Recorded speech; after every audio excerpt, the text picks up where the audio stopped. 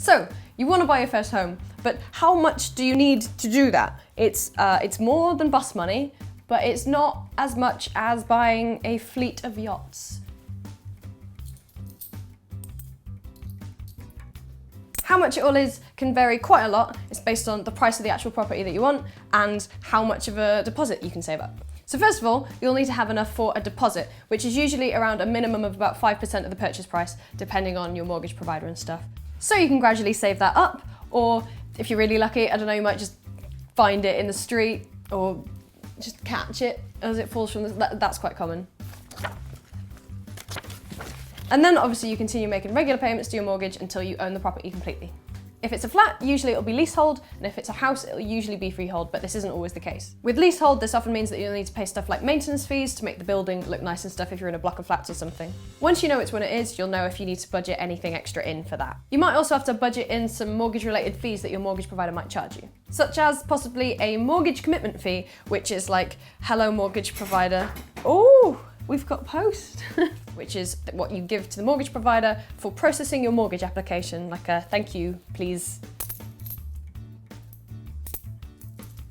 Or sometimes there's a product fee, which is like an amount on top of your mortgage, and sometimes that's actually added to the mortgage amount that you pay back with the same interest rate. And sometimes when the mortgage provider does the valuation to make sure that the home is actually worth what they're going to lend to you, they'll charge you for that valuation as well. But if you want, you can often get that added onto your mortgage and pay that back with the same interest rate. And of course, if you do choose to get a building survey done as well, you'd have to factor in enough for that. All of these fees and the way that you pay them back will vary from provider to provider, so just make sure you speak to your mortgage provider so you know how much you're going to need.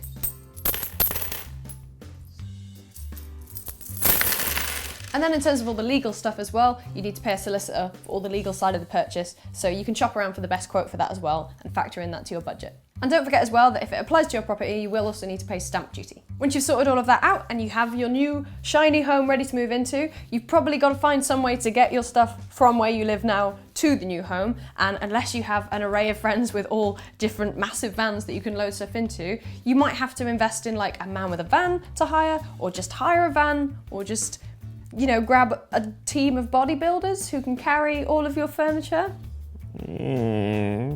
Just regardless of what option you pick, get a quote. And then for the new place, you probably have to think about like building or contents insurance in case, like, you know, you accidentally burn the entire thing down, or you get burgled, or some aliens just, you know, misjudge their landing. And lastly, of course, you're moving house, but all of your letters, they don't know you're moving house, so it might be a good idea to tell the post office that you need a mail redirect, and then all of your letters can get sent to your new place instead to stop any confusion or fraud or anything else happening in your old place. So yeah, like I said, it is going to cost a lot more than your like bus fare into town or something, but hopefully with all this information, you can feel a little bit more on top of things. And I mean, usually when you get the bus into town, you don't end up with your own home, so good.